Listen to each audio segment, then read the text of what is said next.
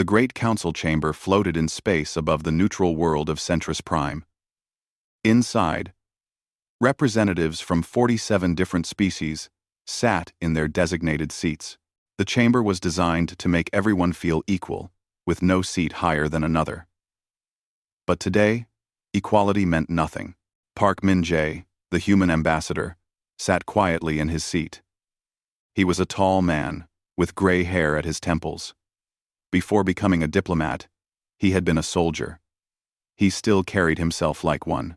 His dark eyes watched everything happening in the chamber. At the center of the room, a Kvalesh delegate stood trembling. The Kvalesh were a peaceful species. They had soft, green-tinted skin and large eyes that seemed too kind for the harsh galaxy. They had never built weapons of war. They had never conquered anyone. They grew food and made art and raised their children in peace. Now they were begging for their lives. Please, the Kvalesh delegate said. Her voice shook. The Vraxian swarm will reach our world in 3 weeks. We have no weapons, no armies. We are farmers and teachers, our children. She stopped, unable to continue. The Vraxians were known throughout the galaxy. They were conquerors who believed only the strong deserved to survive. They took worlds and enslaved populations. They showed no mercy. The council chamber filled with uncomfortable silence. Finally, the Torgath representative spoke. The Torgath were a powerful military species, with thick armor plating covering their bodies. We sympathize with your situation. But the Vraxian fleet is massive. It would cost too many Torgath lives to oppose them. Min-jae's jaw tightened. The Seleni delegate spoke next. The Seleni were known for their advanced technology and their cold logic. Our economic models show that military intervention would damage trade relationships with 17 other systems. The cost is too high. One by one, the excuses came. The Korvali said their fleet was needed to guard their own borders. The Zenthur said they had a non-aggression pact with the Vraxians and couldn't break it. The Pelorians said their government would never approve military action without guaranteed return on investment. Min-jae watched the Kvalesh delegate. She was crying now, silent tears running down her green face. Her hands gripped the speaking podium so hard they shook. Is there no one? She whispered. Will no one help us? The vote was called. Species after species pressed the button that meant no. The tally appeared on the main screen. 46 votes against intervention. 0 votes for helping the Kvalesh. 1 vote had not been cast yet. The Kvalesh delegate looked around the chamber with desperate eyes. Then, she saw something that broke her completely. Even the species that had called themselves friends of the Kvalesh had voted no. She made a sound like a wounded animal and collapsed to her knees. My children, she sobbed. All the children. Min-jae stood up. His chair scraped loudly in the silent chamber. Every eye turned to him.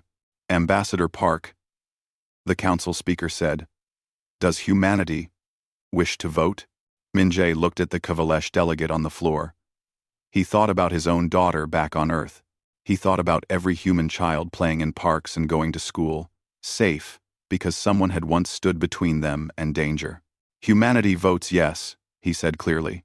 Surprised murmurs filled the chamber. Ambassador Park, the Torgath representative said. Surely you understand this is symbolic only. 1 vote cannot authorize council military action. I understand perfectly, Min-jae said. His voice was calm, but there was steel in it. The council has made its position clear. You will not help. Then you understand the situation, the Seleni delegate said.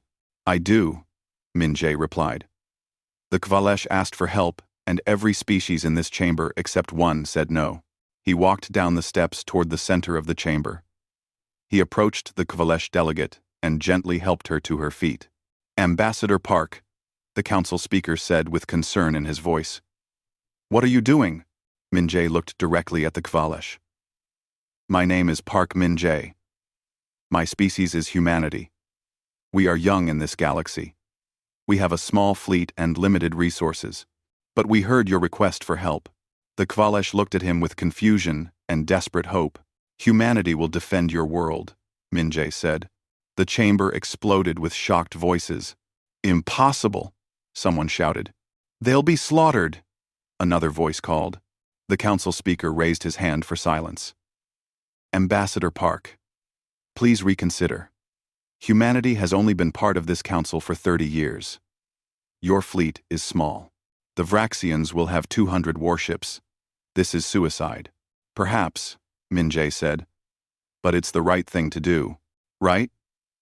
The Torgath representative stood. What is right about throwing away lives in a battle you cannot win? Minjay turned to face the full council. What is right about having the power to help and choosing not to? What is right about letting innocent people die because it's inconvenient, or expensive, or risky? You're being emotional, the Seleni delegate said. This is why your species is too young for real responsibility. You don't understand how the galaxy works. Maybe we don't, Minjay agreed. But we understand that when someone asks for help, you help them. We understand that protecting the innocent is never wrong, even if it's hard. The Pelorian delegate laughed. It was not a kind sound. Noble words from a species about to commit suicide. We'll remember you fondly, humans. Briefly, but fondly. Minjay ignored him. He took the Kvalesh delegate's hand. Tell your people we're coming. Tell them to prepare for evacuation of your children and elderly. Tell them Earth sends its protection. The Kvalesh squeezed his hand. Why? She whispered. You don't know us. We have nothing to offer you. You asked for help, Minjay said simply. That's enough. He guided her toward the exit. As they passed the other delegates, he stopped and looked back at them. 46 species that had chosen safety over courage, 46 species that would sleep in their safe beds, while Kvalesh children died. History will remember this day, he said quietly. It will remember who stood and who turned away. I hope you can live with your choice, because we're about to die with ours. The chamber remained silent as the human ambassador and the Kvalesh delegate left together. As soon as they were in the corridor outside, Minjay activated his communication device. Get me the Joint Chiefs on Earth. Priority Alpha. The connection took only seconds. The face of an admiral appeared on his screen. Admiral, this is Ambassador Park. Request immediate full military deployment to Kvalesh space. Every ship we can spare. What are we facing, Ambassador? 200 Vraxian warships, 3 weeks until they arrive. There was a pause. Then the Admiral said, How much support from the Council? None, sir. We're alone. Another pause. Then, understood. We'll send everything we have. If we're going to do this, we'll do it right. Thank you, sir. Don't thank me yet, Minjay. We might all be dead in a month. Perhaps, Minjay said. But we'll be dead doing what's right. That's more than most can say. Say. He closed the connection and looked at the Kvalesh beside him. She was staring at him with wonder and terror mixed together. Your people really will come? She asked. They really will, Minjay promised. Humanity keeps its promises, even the hard ones, especially the hard ones. Behind them, inside the council chamber, the delegates were already discussing how they would divide Kvalesh territory after the Vraxians took it. They were already moving on, forgetting the people they had condemned. None of them believed the humans would actually come. They would learn differently soon enough. The human fleet emerged from faster-than-light travel at the edge of the Kvalesh system. 23 ships. That was everything Earth could send on short notice. More would come later, but later might be too late. Admiral Song Heirin stood on the bridge of her flagship, the Indomitable. She was a small woman, with sharp eyes and gray hair pulled back tightly. She had fought in the border wars 20 years ago. She knew what real combat looked like. She knew what death looked like. 23 ships, her second officer said quietly, against 200. Then we'll have to be 9 times better than them, Song replied. Her voice was calm. Navigation. Set course for Tenderval. Communications. Send word to the Kvalesh that Earth has arrived. The fleet moved deeper into the system. As they approached the green and blue planet of Tenderval, Song studied the tactical displays. The planet was beautiful. Rolling farmlands covered most of the continents. Small cities dotted the landscape, looking more like large villages than urban centers. No military installations. No planetary defense weapons. The Kvalesh had built a civilization of peace. Now they would pay the price for that peace, unless humanity could stop it. "Admiral, we're receiving messages from the surface," the communications officer said. "Thousands of them. They're all the same. Thank you. Thank you for coming." Song felt a weight settle on her shoulders. All those people trusting humanity to save them.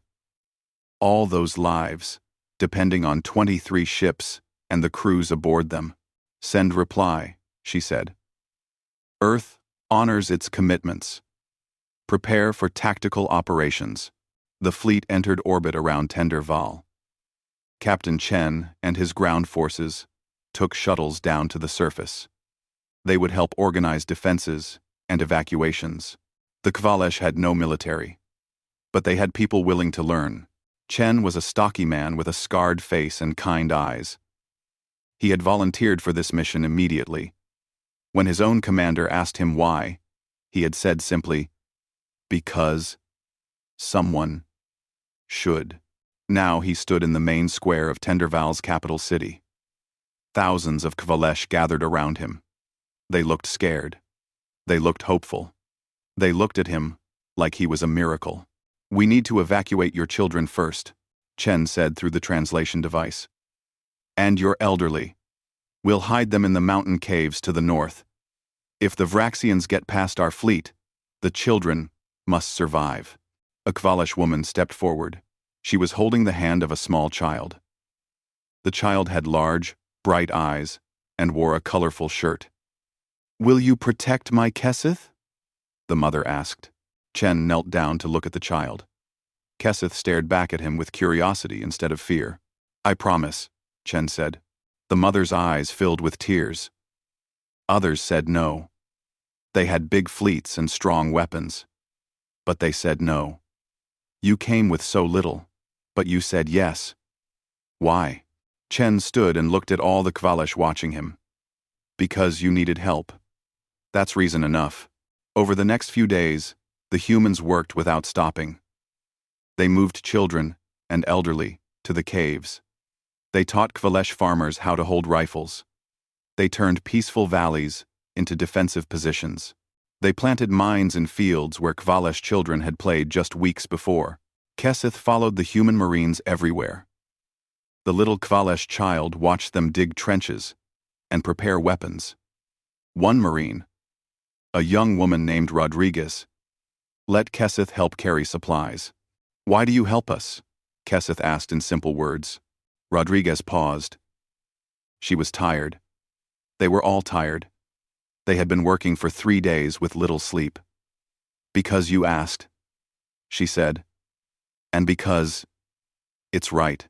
"What if you die?" Keseth asked. Rodriguez smiled sadly. "Then we die doing something good. That's better than living having done nothing." In orbit, Admiral Song watched her tactical screens. Vraxian scout ships had entered the system. 3 of them. They moved close to observe the human fleet. "They're scanning us," her tactical officer reported. "Counting our ships." "Let them look," Song said. "I want them to see us." The scout ships circled the human fleet twice. Then they jumped back to faster than light speed, racing back to report to their commanders. Song imagined what they would say. "Only 23 human ships. Small fleet. Easy victory." The Vraxians would come confident. That confidence might be the only advantage humanity would get. "Begin Phase 2. Operations," Song ordered. "I want every advantage we can create. Use the asteroid field near the 4th planet.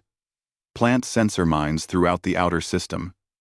Make this system into a trap." Her crew worked efficiently. They knew what was coming. They knew the odds. But they had volunteered anyway.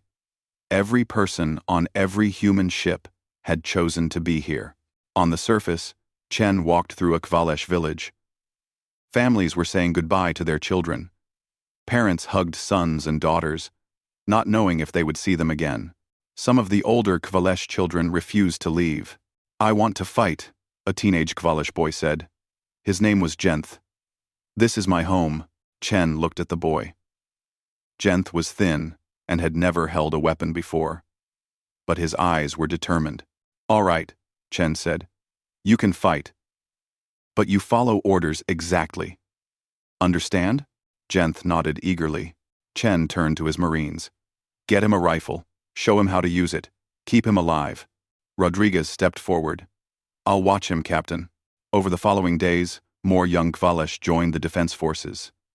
They were clumsy with weapons. They were scared, but they were brave. One evening, Keseth brought Chen a small flower from a field. "For you," the child said. "Because you're nice." Chen took the flower carefully. He had a daughter back on Earth about Keseth's age. "Thank you," he said. His voice was rougher than usual. "Will the bad people come soon?" Keseth asked. "Yes," Chen said honestly. "Soon. Will you win?" Chen looked at the child. He thought about lying, about giving false hope. But he decided Keseth deserved truth. "I don't know. But we'll fight very hard. We won't give up." Keseth nodded seriously. "My mama says humans are brave. She says you came when everyone else was scared." "We're scared too," Chen admitted. "Being brave doesn't mean not being scared. It means doing what's right, even when you're scared." In orbit, Admiral Song received a priority message. It was from her sensor officers. "Admiral, massive energy signatures detected at the edge of the system. Multiple ships entering from faster than light." Song stood. "How many?" "Counting now. 50. 100. 150. The officer's voice shook slightly. 203 ships. "Admiral, it's the Vraxian fleet."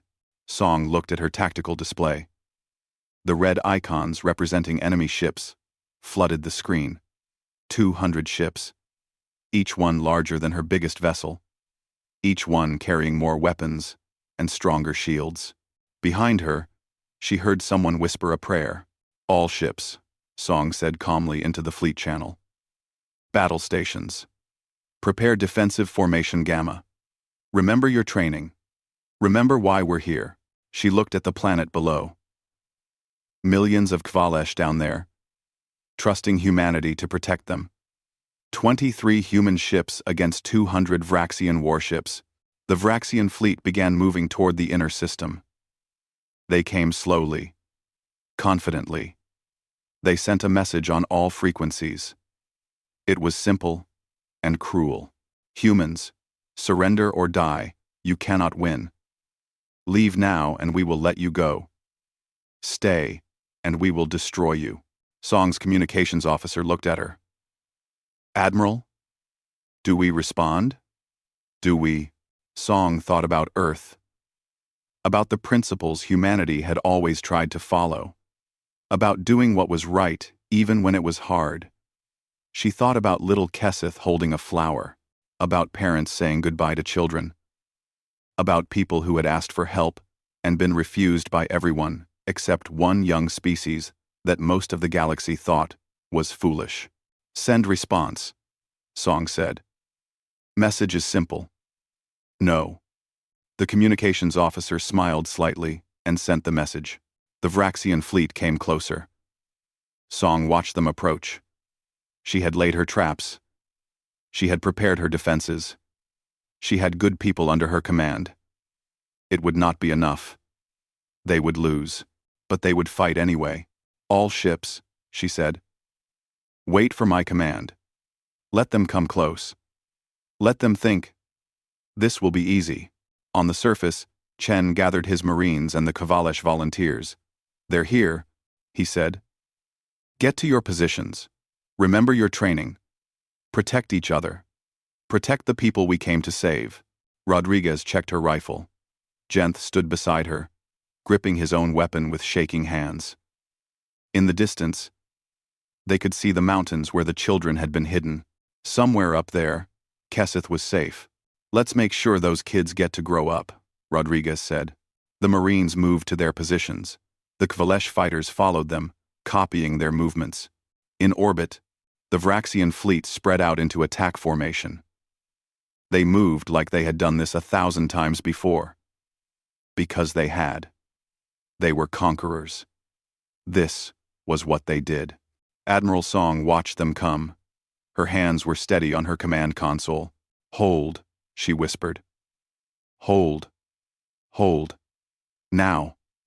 All ships engage. The human fleet opened fire. 23 ships against 200. The battle for Tenderval had begun. The first human missiles streaked across the darkness of space. They were aimed not at the Vraxian ships directly, but at the sensor mines Admiral Song had placed days earlier. The mines exploded in brilliant flashes of electromagnetic energy. The Vraxian sensors went blind for crucial seconds. In those seconds, the human fleet moved. Song's ships didn't fight like the Vraxians expected. They didn't form a defensive line. They split into small groups and dove into the asteroid field near the fourth planet. The asteroids were small, but numerous. Good for hiding. Good for ambushes. "Target the lead ships," Song commanded. "Fire and relocate. Don't stay in one place." The destroyer Swift Arrow fired all its missiles at once. Then used the asteroid cover to change position. 3 Vraxian ships exploded, caught by surprise. But 3 ships out of 200 was nothing. The Vraxian fleet recovered quickly. They had been surprised, but they were experienced warriors. Their commander, Thexkor, growled orders from his flagship. He was a massive creature covered in dark scales and battle scars. "Pursue them into the asteroids," Thexkor commanded. "Crush them." 30 Vraxian ships entered the asteroid field. The humans led them deeper, then triggered pre-planted explosives. The asteroids shattered, filling space with deadly fragments. 5 more Vraxian ships took heavy damage, but the cost was high. The human cruiser, Defiant, took direct fire from 6 Vraxian vessels at once. Its shields failed. Its hull breached. "Defiant is going down," Song's tactical officer reported. Song watched the ship's icon flicker on her screen. 200 crew members on that ship. 200 people who had volunteered to be here. "Did the crew evacuate?" she asked. "Negative, Admiral. Captain Reynolds ordered everyone to stay at their posts. She's ramming the nearest Vraxian ship." Song closed her eyes briefly. When she opened them, she watched the Defiant accelerate toward a Vraxian battlecruiser. The human ship was dying, but its captain aimed it like a missile. The 2 ships collided. Both exploded in a massive fireball. "Reynolds was a good officer," Song said quietly. Then, louder. "All ships. Continue pattern Delta. Make every shot count." The battle spread throughout the system. Human ships fought with desperate creativity. They used debris for cover. They fired and ran. They coordinated attacks that sacrificed their own shields to protect damaged allies. The Vraxians were confused. They were used to enemies who fought predictably. The humans fought like they had nothing to lose. Because they didn't. 2 more human ships died in the next hour. The destroyer, Courage, and the frigate, Thunder. But they took 8 Vraxian vessels with them. Commander Thexkor studied the battle reports with growing anger. "Why are we losing so many ships? They only have 23 vessels." 20 now, Commander," his tactical officer corrected. "But they fight strangely. They sacrifice themselves to damage us. They don't retreat when they should. Then we will teach them fear," Thexkor said. "Begin planetary assault. I want ground forces on that planet. Let the humans watch the people they're trying to save die." 30 Vraxian ships broke off from the main battle. They headed toward Tenderval. Song saw them go and felt cold fear grip her heart. "All available ships, intercept those vessels," she ordered. "We cannot let them reach the surface." But her fleet was spread out, engaged with other Vraxian ships, Only 3 human vessels could break free to chase the assault force. It wasn't enough.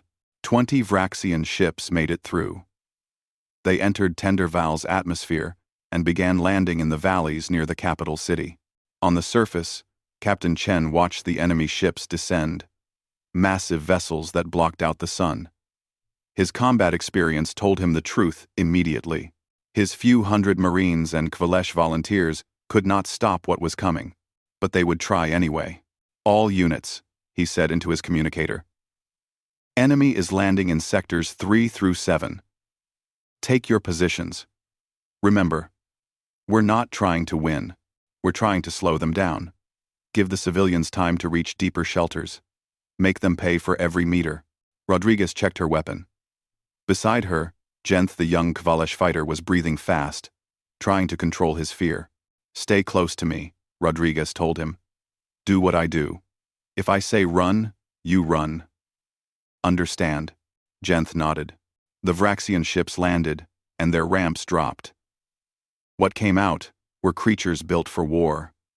3 meters tall, covered in armor, carrying weapons that could cut through buildings. Hundreds of them poured out of each ship. The first wave hit Chen's forward positions within minutes. The Marines opened fire. Their bullets found targets. But the Vraxians kept coming. For every one that fell, 2 more took its place. Fall back to second line, Chen shouted. Controlled retreat. Keep firing.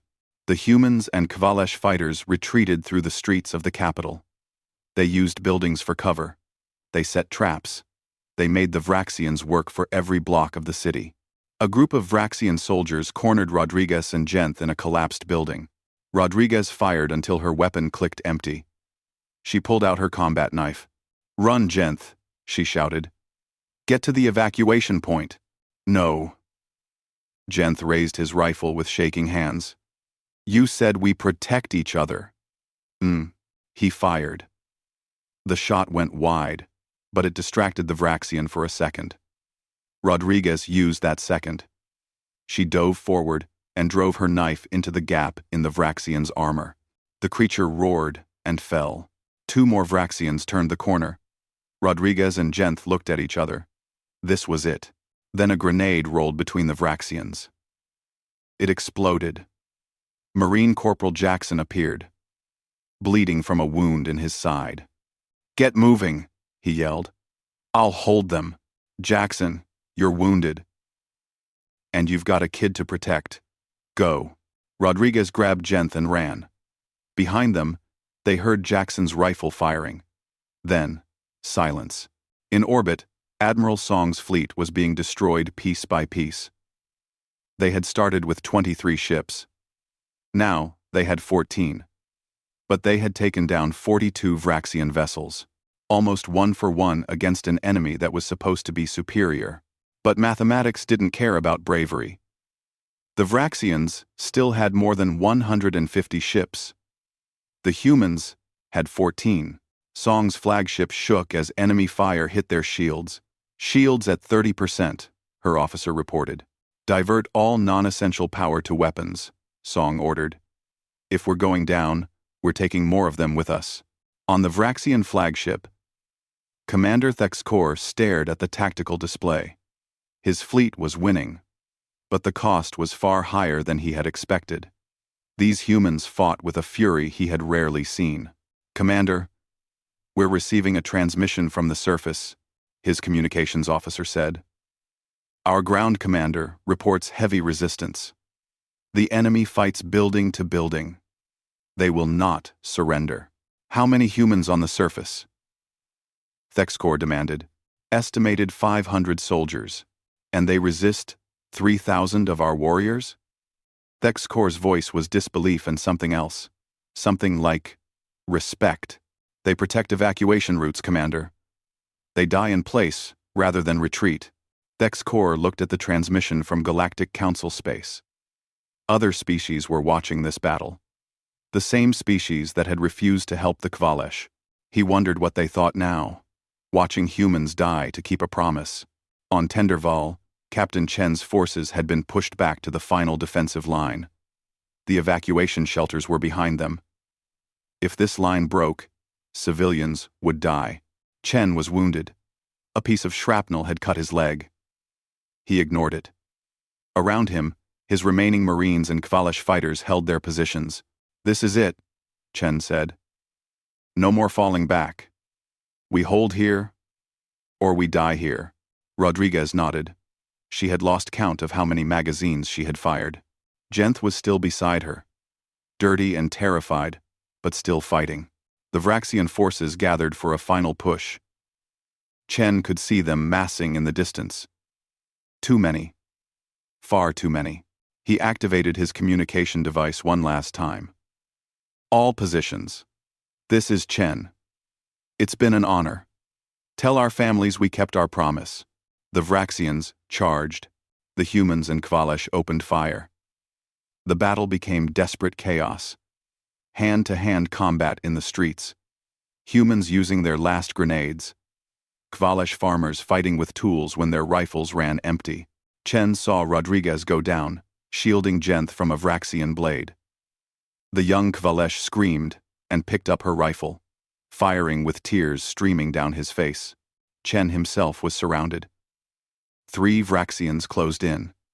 He raised his weapon, knowing it was over. Then the sky lit up. A massive explosion rocked the battlefield. Then, another. And another. Chen looked up and saw human ships screaming through the atmosphere. But these weren't the ships that had been here. These were new. Many new ships. In orbit, Admiral Song stared at her tactical display in shock. New icons appeared. Human icons. Dozens of them. "Admiral, new fleet entering the system." Her communications officer shouted with joy in her voice. "It's Earth! They sent everything. Every colony. Every outpost. They're all here." Song felt tears threaten but pushed them down. "All ships. Rally to the reinforcements. Let's finish this." The Vraxian commander, Thex Kor, watched in disbelief as his numerical advantage disappeared. The humans had brought reinforcements. Not a small force. A massive fleet. They had emptied their entire territory to come here. "Commander, what are your orders?" his tactical officer asked. Thex Kor looked at the battlefield displays. At the staggering losses his forces had already taken. At the humans who refused to break. At the cost of continuing this battle. For the first time in his long military career, Thex Kor felt something he had never felt before. Doubt. On the surface, Captain Chen watched human dropships land near his position. Fresh Marines poured out, joining the battle. Medical teams ran to the wounded. A medic knelt beside Chen. "Sir, we need to get you to medical." "The civilians?" Chen asked. "Safe, sir. They're all safe." "You held long enough." Chen closed his eyes. They had done it. Somehow. Impossibly. They had done it. Nearby, Rodriguez was being carried on a stretcher. She was badly wounded, but alive. Jenth held her hand, refusing to leave her side. "You saved me," Jenth said. "You could have run, but you saved me." Rodriguez smiled through her pain. "That's what we do, kid. That's what we do." The battle was not over. But for the first time, humanity had hope of winning it. The reinforcement fleet from Earth changed everything. Admiral Song now commanded 67 ships, instead of the 14 battered vessels that had barely survived the first engagement. Every human colony had sent their defense forces. Mars, Europa Station, the Centauri settlements. All of them. They had left their own homes vulnerable to do it. But that was what humanity had decided. If they were going to make a promise, they would keep it with everything they had. The Vraxian fleet still outnumbered them. Commander Thex Kor had 158 ships remaining, but his forces were no longer confident. They had expected easy prey. Instead, they had found an enemy that fought like demons. In the council chambers above Centris Prime, emergency sessions had been called. Delegates from all 47 species watched live feeds from the Battle of Tenderval. What they saw shocked them. The Torgath representative, who had said intervention was too costly, watched a human frigate sacrifice itself to save two Kavalish evacuation ships. The ship's captain had stayed at his post, firing weapons until his vessel exploded. They fight without regard for their own survival, the Torgath said quietly. The Seleni delegate, who had cited economic concerns, watched human ground forces hold impossible positions. She saw Marines sharing their rations with Kvalesh civilians. She saw human medics treating wounded Kvalesh before treating their own soldiers. This makes no logical sense, she said. But her voice held something new. Something like shame. Throughout the galaxy, citizens of the Council species watched the same feeds. They saw what their governments had refused to do. They saw what humanity chose to do instead. Protests began on 17 worlds. Citizens demanded to know why their mighty fleets sat idle while humans died protecting innocents. On the Corvalli homeworld, a retired military officer named Kelvin watched his screen. He had served for 40 years. He had medals and honors. But watching the humans fight, he felt something break inside him. I cannot live with this shame, he said to his family. He put on his old uniform. He went to the nearest military base and demanded access to a ship. Any ship. The Council voted against intervention, the base commander said. The Council does not own my conscience, Kelvin replied. I am going to Tenderval, alone if I must. The base commander looked at the old warrior. Then he looked at the other soldiers who had gathered to watch the human battle feeds. He saw the same shame in their eyes. You won't go alone, the commander said. I'm coming too. Within hours, a small fleet of Corvalli volunteers launched toward Tenderval. 7 ships, crewed by soldiers who refused to sit idle any longer. The same thing happened on other worlds.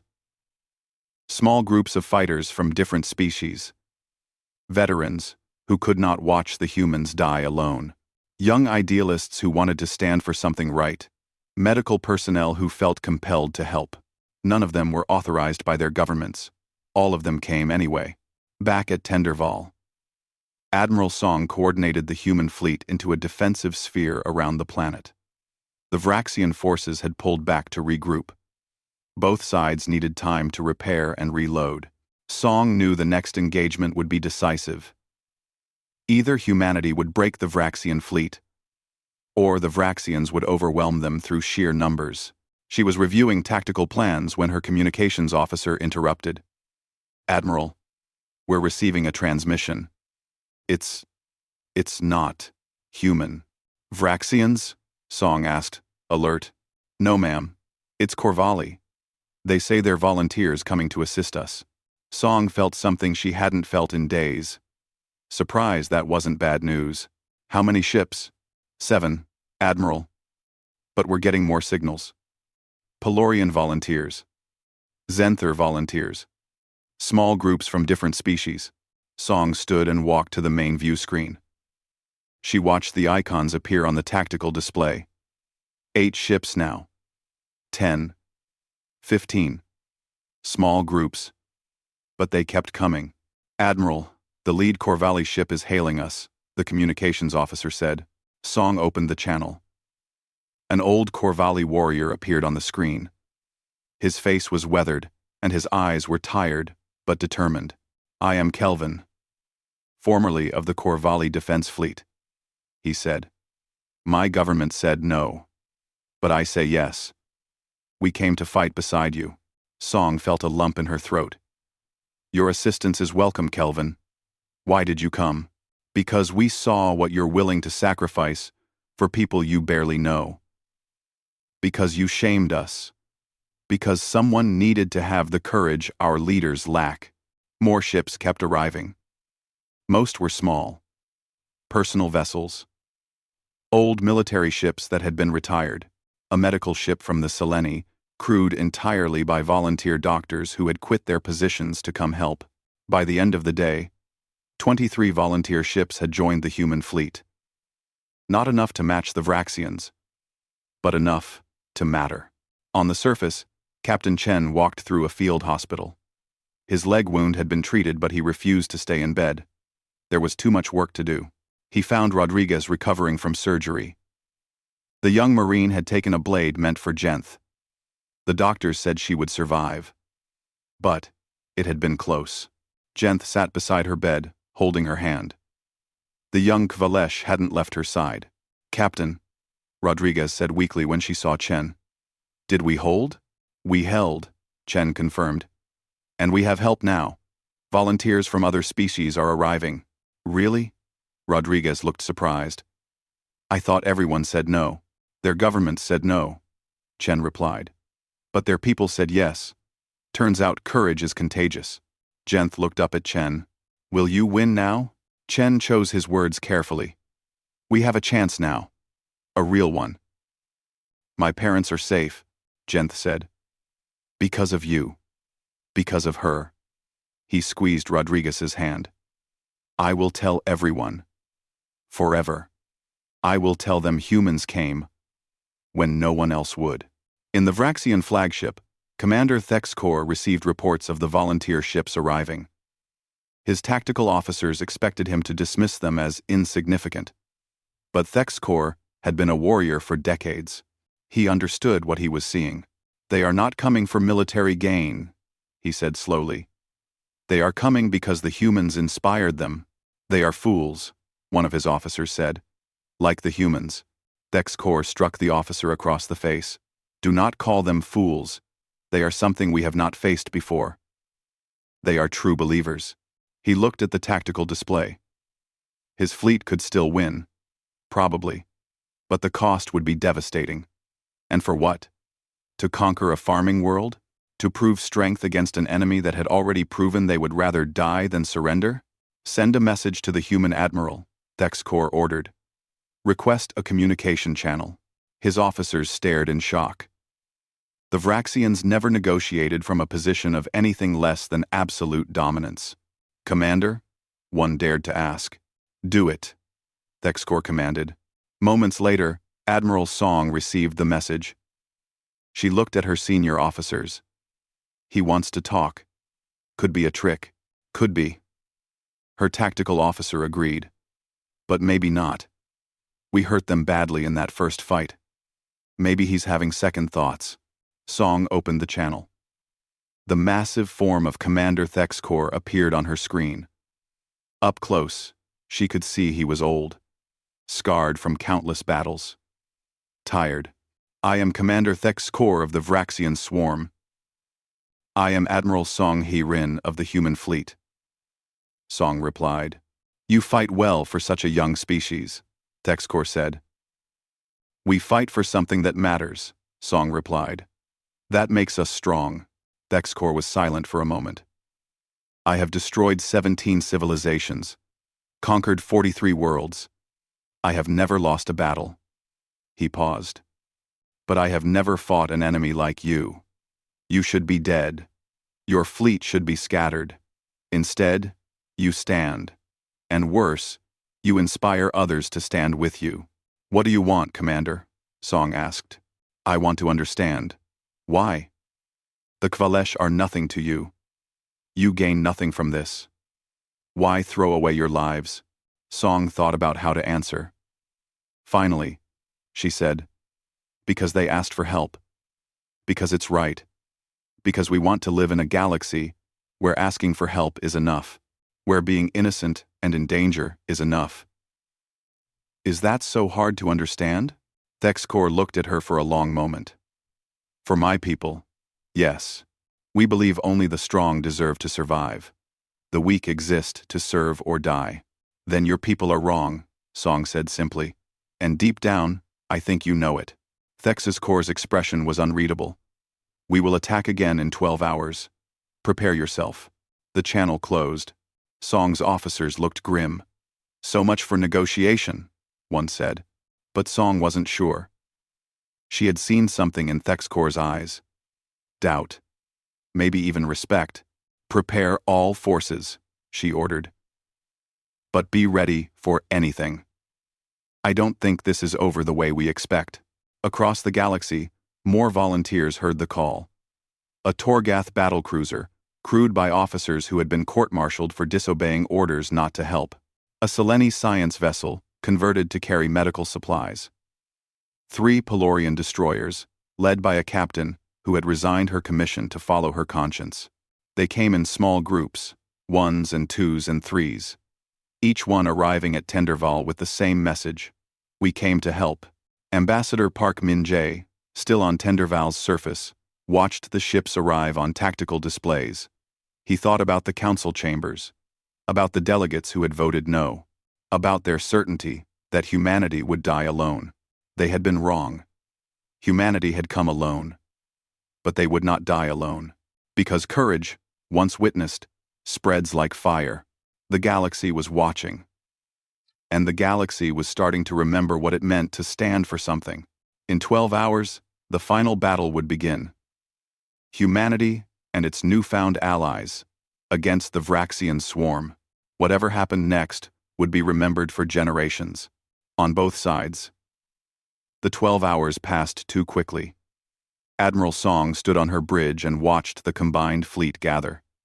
67 human ships, 41 volunteer vessels from 17 different species, against 158 Vraxian warships, still outnumbered, but no longer alone. The Vraxian fleet moved into attack formation. But something was different. Song noticed it immediately. Their formation was more cautious, more defensive. This was not the confident assault force that had arrived expecting easy victory. "They're hesitating," her tactical officer said with surprise. "They're thinking," Song corrected. "That's dangerous in its own way." Commander Thexkor stood on his flagship bridge. He had not slept during the 12 hours. He had spent the time thinking about conversations he had never expected to have, questions he had never thought to ask. Why did the humans fight? Why did volunteers from other species come to join them?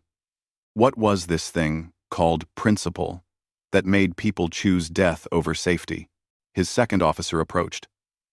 "Commander, the fleet is ready, awaiting your orders to attack." Thexkor looked at the tactical display. His fleet could still win. The mathematics said so. But mathematics did not account for the human willingness to sacrifice.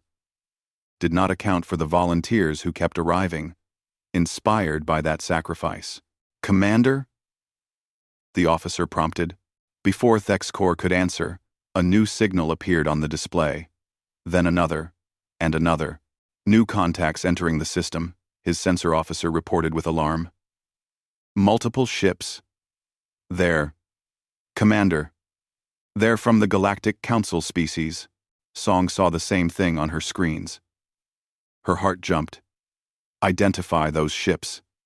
"Identify. Torgath Battle Fleet Admiral. 12 ships. And Seleni vessels. And Pelorians. They're official military vessels. Not volunteers."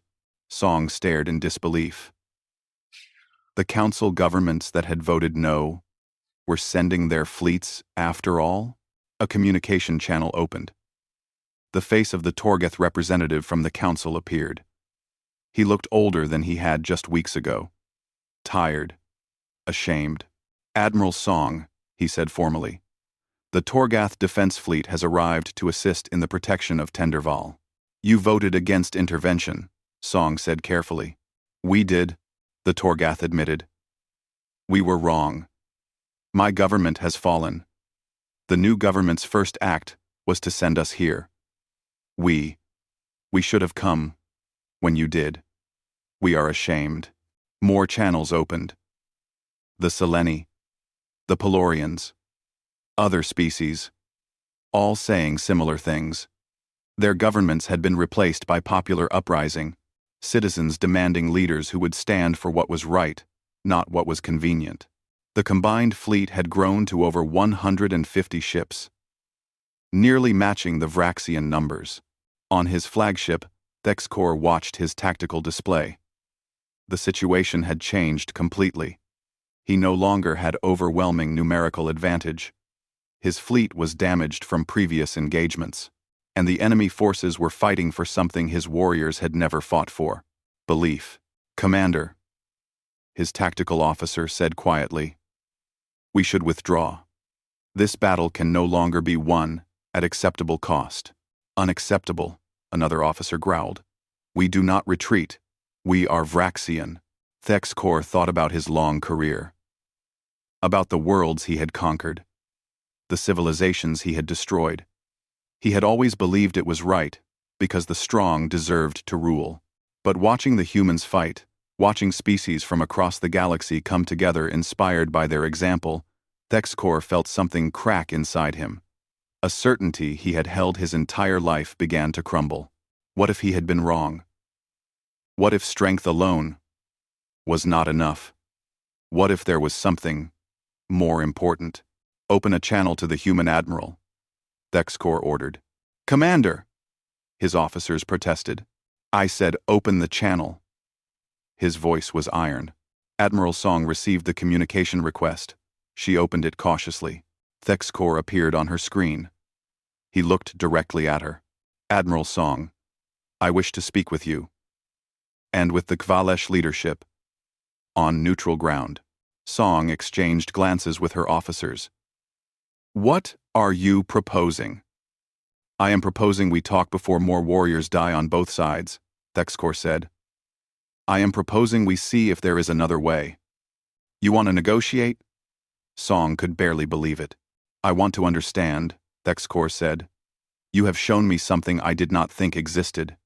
I must know more before I continue this battle." Song made a decision that would either end the war or doom them all. "Agreed. We meet on Tenderval surface. In the capital city you tried to take. Bring 10 guards. We'll do the same." 1 hour. Thexkor nodded. 1 hour. The channel closed. "Admiral, this could be a trap," her tactical officer warned. "I know," Song said. "But sometimes you have to take risks to make peace." 1 hour later, 2 shuttles landed in the main square of Tenderval's capital. The square was damaged from fighting. Buildings were scarred. Debris filled the streets. But Kvalish civilians had gathered to watch. Admiral Song stepped out of her shuttle with Ambassador Park Min-jae. Captain Chen, his legs still bandaged, stood as one of their guards. Behind them, Kvalesh leadership waited nervously. The Vraxian shuttle opened. Commander Thexkor emerged.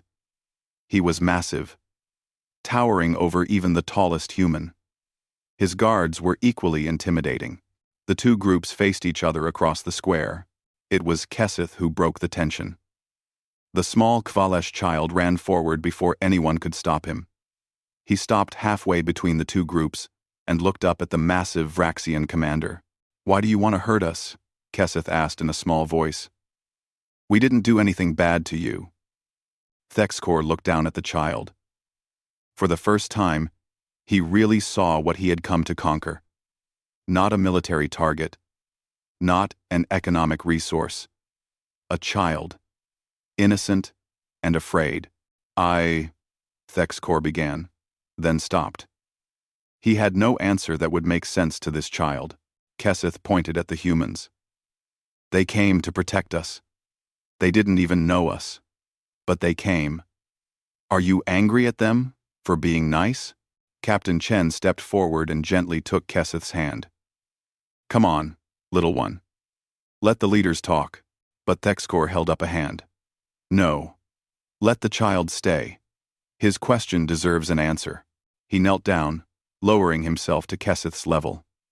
Even kneeling, he was taller than the child. "My people believe the strong should rule, and the weak should serve," Thexkor said slowly.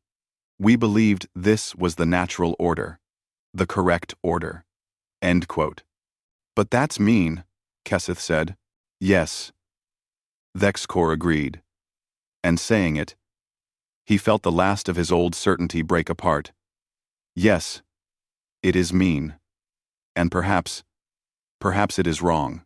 He stood and looked at Admiral Song. "Your people came to protect strangers. You sacrificed your lives for no gain. Others saw this and came to join you. You have shown the galaxy something we Vraxians do not understand. You fight not for conquest, but for principle. We fight because it's right, Song said simply. And therein lies something I must learn, Thexcor said. I came here to conquer. I came expecting easy victory. Instead, I found an enemy that cannot be broken because they fight for something more than survival.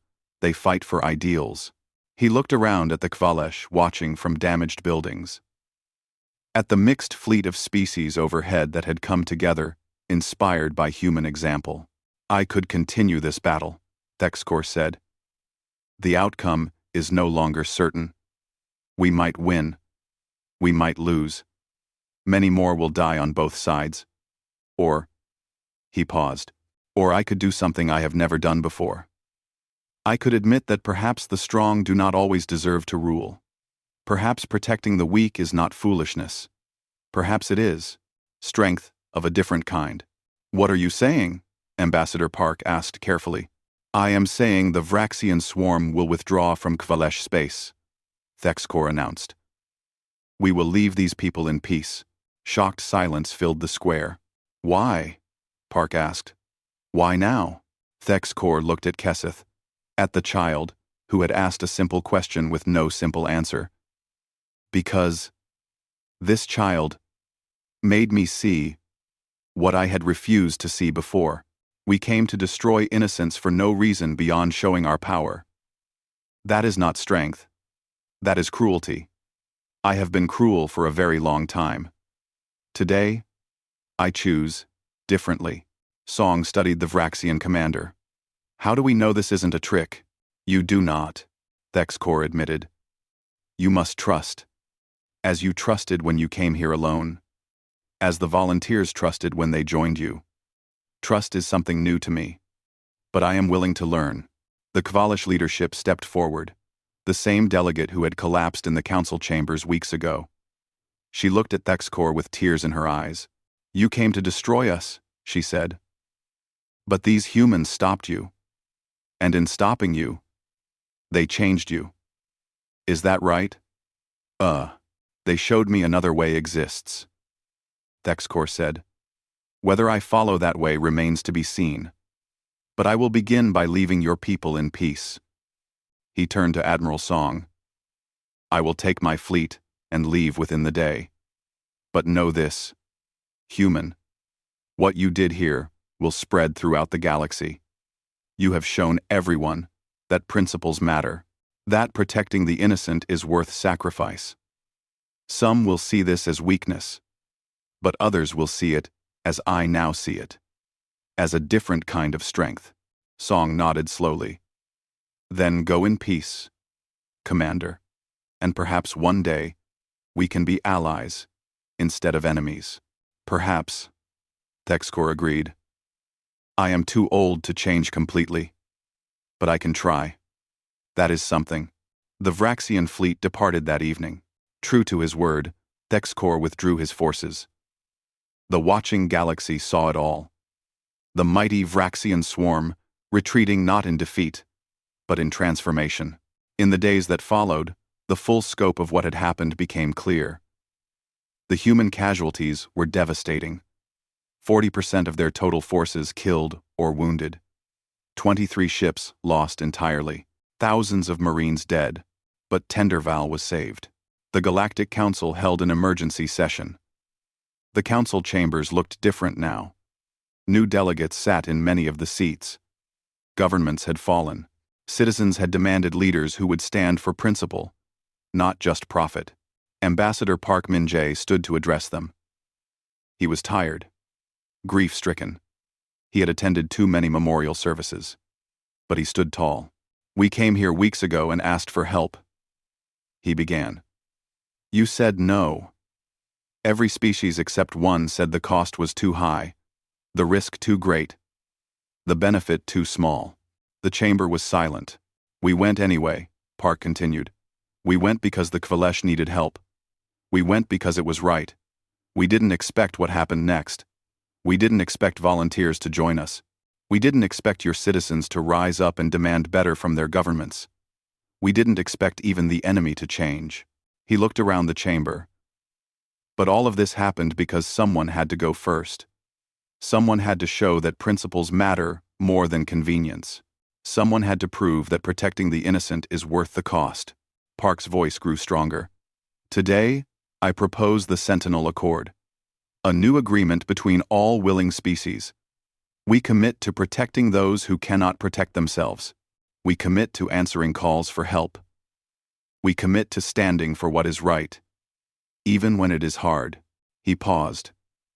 Because if the last few weeks have taught us anything, it is this: courage is contagious. Stand for something, and others will stand with you. Do what is right, and you change not just yourself, but everyone watching. The vote was called. This time, it was different. Species after species voted yes. The Sentinel Accord passed with near unanimity.